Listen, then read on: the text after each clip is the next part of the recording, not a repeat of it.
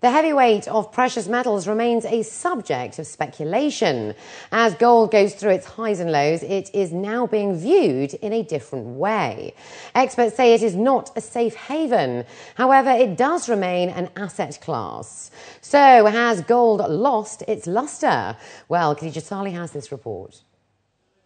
Earlier this year, many speculated about the highs of gold being a bubble, but it never materialized.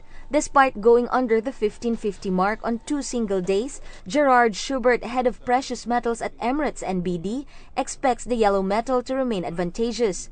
He says gold remains attractive to central banks in diversifying their portfolio. All gold in dollar movements are 100% being felt in dirham terms. But I do believe, or I do expect prices to rise, and that we are going to challenge the high of $1,926 during the remainder of this year.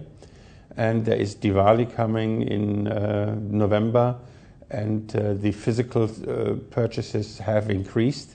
And I do expect also further buying to start once the $1,800 mark will be broken to the upside. Gold has gone up by 13% in 2012, while silver is up by nearly 24%.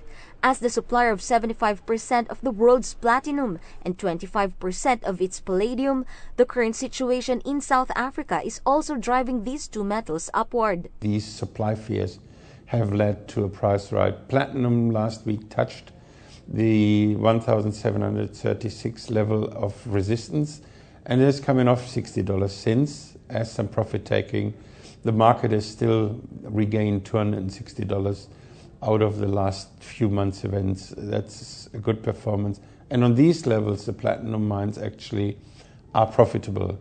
At prices of $1,400, they were underwater from that price, on this price level. Silver will also materially outpace gold on the downside as well. That's the danger.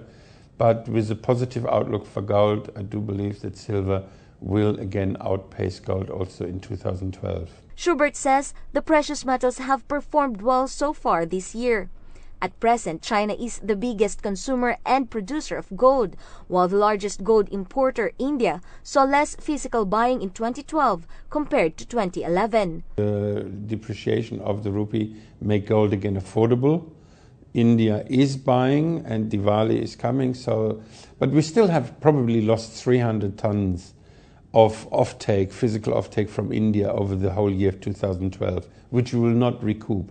But the official sector, central banks, have bought more than this 300 tons and picked up the slack from this. This is probably also what put a floor around the 1550 level, where a lot of these buying took place. With such a volatile economic environment, he says anything is possible. Under these circumstances, gold will have a place in the investment policies. It will be a very different picture if the inflationary pressures, which probably going to accelerate due to the stimulus programs, if real interest rates are going to rise to 5-6%, it's very difficult to imagine a positive surrounding for gold then. Because obviously gold does cost holding, but doesn't yield anything other than direct price participation. The drivers in 2013 will remain the same, with emerging economies beginning to feel the brunt of the global downturn, coupled with the upcoming U.S. elections and European sovereign debt issues, as well as other critical factors. Schubert says the only practical thing to do now is risk diversification. Khadija Salih, 7 National News.